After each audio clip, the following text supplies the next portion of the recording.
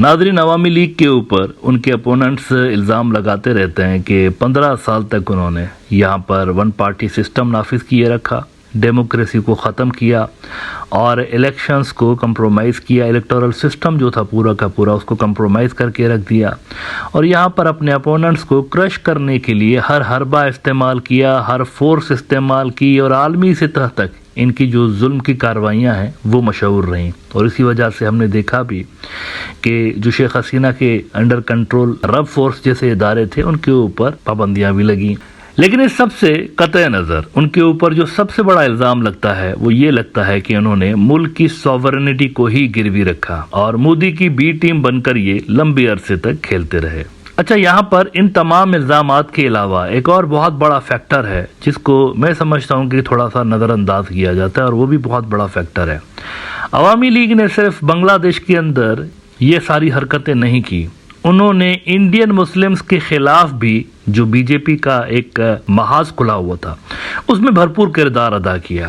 یہ be team بنے رہے، بلکہ بی ٹیم مجھے نہیں کہنا چاہیے، بعض مرحلوں میں تو یہ مودی سے زیادہ مودی کے وفادار نظر آئے۔ 2014 سے لے کر جب سے مودی کی سرکار انڈیا میں آئی ہے تو اس کے ظلم کا نشانہ بہت سارے انڈیا کے مسلم اسکالرز بھی بنے ہیں۔ ایک پورا کا پورا فرنٹ اس نے اپنی راجنیتی کے چلتے مسلم اسکالرز کے خلاف بھی کھولا، اور سب سے زیادہ اگر کسی مسلم اسکالر نے اس کے ظلم اور زیادتی کو فیس کیا ہے تو وہ ڈاکٹر ذاکر نائک ہے۔ ڈاکٹر ذاکر نائک وہ مسلم اسکالر ہے جس کو ساری دنیا میں سنا جاتا ہے، اور ان کا جو علم ہے، ان کی جو نالج ہے وہ یقینی طور پر قابل قدر ہے۔ اب ڈاکٹر ذاکر نائک کو جھوٹے کیسز میں فریم کرنے کے لیے مودی سرکار کی جانب سے ایک شریعنتر رچا گیا، سازش رچی گئی۔ اس سازش کے اندر عوامی لیگ کی سرکار بھرپور حمایتی نظر آئی انڈین فاشسٹ رجیم کے۔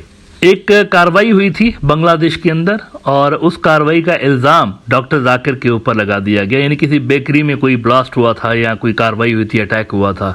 تو بے وقوفی کی انتہا دیکھیے کہ زبردستی اس میں ڈاکٹر ذاکر کو فریم کرنے کی کوشش کی گئی ان گراؤنڈز پہ کہ جو لوگ ملوث تھے وہ اس کو سنتے تھے۔ اب اس سے بڑی بے وقوفی اور جہالت کی بات کیا ہو سکتی ہے کہ ایک اسکالر جس کو کروڑوں لوگ سن رہے ہوتے ہیں، اگر اس کے سننے والوں میں سے کوئی غلط حرکت کر دے تو کیا آپ اس اسکالر کو فریم کریں گے، اس کے اوپر چارجز لگائیں گے؟ یہ کون سی لاجک ہے؟ 2018 کا ذرا آپ این ڈی ٹی وی دیکھیے جس کے اندر شیخ حسینہ کا ایک نوکر لہک لہک کے مودی کو یہ یقین دلاتا رہا کہ آپ کے جو بھی ڈیزائنز ہیں ذاکر کے خلاف اس میں ہم آپ کی سپورٹ کریں گے۔ کہتے ہیں Zakir Naik will never get access to Bangladesh, Sheikh Hasina Modi. Zakir Naik is being probed under terror and money laundering charges by the National Investigation Agency. He left India in July 2016 after the Dhaka terrorist attack. Sheikh Hasina کا نوکر مزید کہتا ہے کہ we will fully cooperate with India. Our government is committed to its declared policy of zero tolerance policy towards terrorism. The soil of Bangladesh will never be allowed to be used by elements who are hostile to our neighbors. یعنی وہ مودی کو یقین دلاتے رہے کہ مائی باپ آپ جو بولیں گے ویسا ہی کریں گے نا۔ یہ ایک بہت بڑا میں سمجھتا ہوں کہ آئیڈیولوجیکل حملہ بھی تھا بنگلہ دیش کے اوپر بھی اور انڈین مسلمانوں کے اوپر بھی، کہ ایک اسکالر جس کو ہندتوا کے دہشت گرد اٹھا کے تو جیل میں ڈالنا چاہتے تھے، پرانے اسکور سیٹل کرنا چاہتے تھے، کیونکہ ذاکر نائک کے سامنے بہت بڑے بڑے اسکالرز ڈھیر ہوئے ہیں۔ اگر آپ ان کے پروگرامز دیکھیں اور ان کی اسپیچز سنیے تو لاکھوں کی تعداد میں لوگ مسلمان ہوئے ہیں ان کے لیکچر سن کے اور ان کی جو ڈیبیٹس ہوتی ہیں وہ سن کے۔ اس پہ بہت غصہ ہے ہندتوا کے کیمپس کے اندر، اور اس لیے ان کے خلاف بہت سارے پروپیگنڈا کیے گئے اور بہت ساری چیزوں کے ساتھ ان کا نام جوڑنے کی کوشش کی گئی۔ اس کے بعد یہ جب ملائیشیا چلے گئے تو ملائیشیا کے اندر بھی وہاں پہ بھی جا کر تو مودی پرسنلی جیسے اڈانی کے لیے ٹھیکے لیتا رہتا ہے نا، وہاں پر جا کر سیلز مین بن کے مختلف ملکوں میں، تو ویسے ہی یہ ملائیشیا کو بھی اپروچ کرتا رہا کہ آپ ذاکر نائک کو ہمارے حوالے کر دیں۔ اچھا، بہت سارے ایسے ملک ہیں جو کہ چاہتے تھے کہ ذاکر نائک ان کی طرف آ جائے، بہت سارے ایسے ملک ہیں، لیکن ملائیشیا جانے کا جو فیصلہ ہے وہ ڈاکٹر ذاکر کا شاید خود کا تھا، کیونکہ ان کے بڑے اچھے ٹائز ملائیشیا کے نہ صرف گورنمنٹ کے جو لوگ ہیں ان کے ساتھ تھے، بلکہ جو اپوزیشن پارٹیز میں تھے ان کے ساتھ بھی ان کے اچھے ٹائز رہے ہیں۔ کچھ عرصہ پہلے بھی، ابھی 2-4 ہفتے پہلے اگر آپ دیکھیں، دی ہندو نے کہا Malaysian P M to meet Modi, issue of Zakir Naik still unresolved. Malaysia has repeatedly rejected India's request for the controversial preacher's extradition. Modi had raised it with Mahathir in 2019. Mahathir doctor Zakir का ذاتی طور पर दोस्त भी रहा है और इनकी जो जहानत है उसका कायल रहा है महातीर, और मलेशिया के अंदर बहुत बड़ी तादाद में लोग इनको सुनते भी हैं डॉक्टर जाकिर को। इनके प्रोग्रामों के लोकल लैंग्वेजेस में ट्रांसलेशन करके तो वहाँ पर भी चलाते रहते हैं।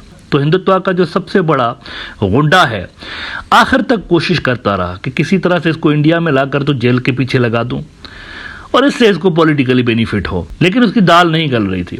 अलबत्ता अवामी लीग की सरकार ने मोदी को फैसिलिटेट किया, हर तरह से फैसिलिटेट किया। अब इस पे भी मेरे ख्याल से ये वाला जो पर्टिकुलर इंसिडेंट था इस पे भी बांग्लादेश के अंदर यकीनी तौर पर तहकीकात होनी चाहिए कि किस तरह से इंडिया यहाँ पर इंटरफेयर कर रहा था और बांग्लादेशी सिस्टम को इस्तेमाल कर रहा था अपने पॉलिटिकल गेन के लिए। यानी बांग्लादेश का लीगल सिस्टम यहाँ पर यूज हो रहा था ना जाकिर नाइक के अगेंस्ट। शेख हसीना साहिबा फैसिलिटेट कर रही थी ना मोदी को, तो कैसे कर रही थी, ये कैसे इस्तेमाल हो रहा था, कौन लोग मुलविस थे, इस पे भी यकीनी तौर पर इन्वेस्टिगेशन होनी चाहिए बांग्लादेश में, क्योंकि वहां पर अब जाहिर सी बात है नई सरकार आई है और पुराने जो यहाँ पर गुनाह किए गए हैं उनकी इंक्वायरी चूंकि बड़े जोरों शोर के साथ जारी है, तो इस मुद्दे की भी यकीनी तौर पर होनी चाहिए कि कैसे इंडिया ने इन्फिल्ट्रेट किया बांग्लादेशी सिस्टम के अंदर हसीना के जरिए और एक बेगुनाह शख्स को यहाँ पर फ्रेम करने की कोशिश की गई।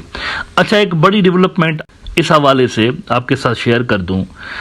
इसके बाद तो यकीनी तौर पर हिंदुत्व के जो भक्त हैं और ख़ास तौर पर बीजेपी वाले, उनको बड़ी मिर्चें लगेंगी। जाकिर नाइक को पाकिस्तान ने गवर्नमेंट की सतह पर ऑफिशियली इनवाइट किया है।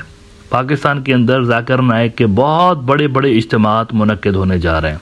डॉक्टर साहब कराची में आएंगे, इस्लामाबाद में ही आएंगे और लाहौर के अंदर 3 जगहों पे इनके इज्तिमात होंगे।